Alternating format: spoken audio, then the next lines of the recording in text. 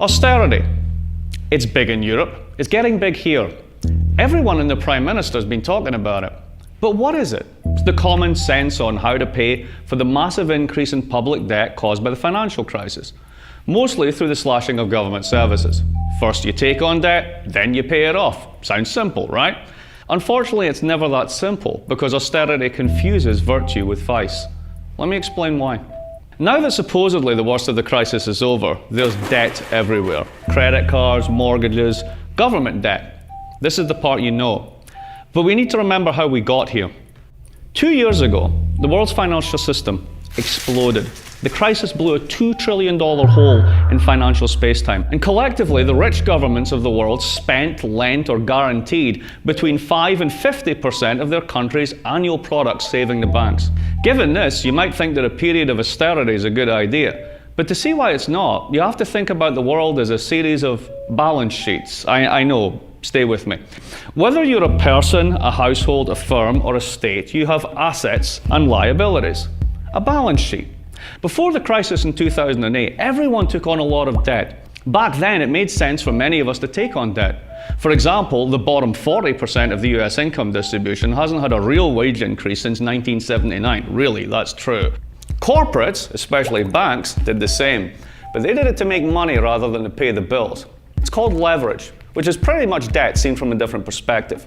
Levering up is a little like going double or nothing in blackjack. If you've taken on debt from a mortgage, you hope your house will increase in value. If you think there's a high chance the value will increase, you might go double or nothing and take on a bigger mortgage. But like blackjack, there's always a risk of losing. So the banks created mountains of debt. They levered up 20, 30 times. It was like they'd pushed in all their blackjack chips, but each chip was just an IOU. So when it all went wrong, governments felt they had to step in and bail them out because they'd become too big to fail.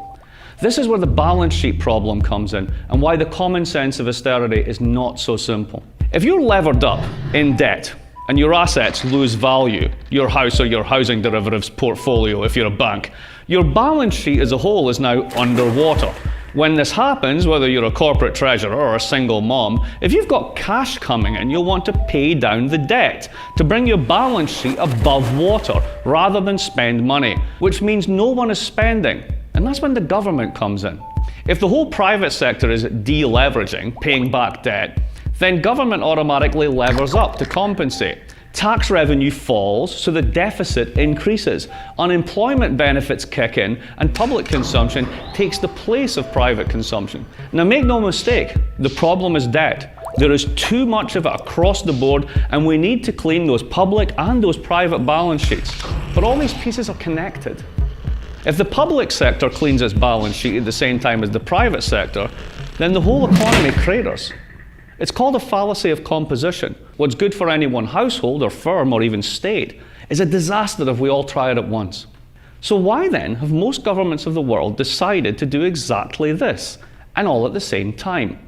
Well, remember that $2 trillion hole in space-time? The answer is that someone has to pay for it, and no one, especially the banks, wants to. So governments have to either increase taxes, difficult, or slash services, easier, especially when the policy has the common sense ring of virtue about it. Austerity, the pain after the party. But here's the kicker. The hangover of austerity is not going to be felt the same across the income distribution. Earlier this year, the Forum for the Governments of the World's Most Economically Developed States, the Group of 20, called for growth-friendly fiscal consolidation, which, like a unicorn with a bag of magic salt, is a nice idea but is pretty much bull. Precisely because this consolidation doesn't hit everyone in the same way. Remember those folks in the bottom 40% of the income distribution that didn't really benefit from the financial boom? All they got was debt and the illusion of prosperity? They're the ones that actually use government services, those services that are about to be so virtuously consolidated. Those at the top end of the income distribution, those who made the mess in the first place, don't. So where does this common sense virtue of austerity leave us? It leaves us in a cycle, where those at the bottom end of the income distribution pay for those at the top with the same stagnant and skewed incomes that now buy less in a more unequal and unstable economy. There's a term for this, class politics, and it usually ends badly.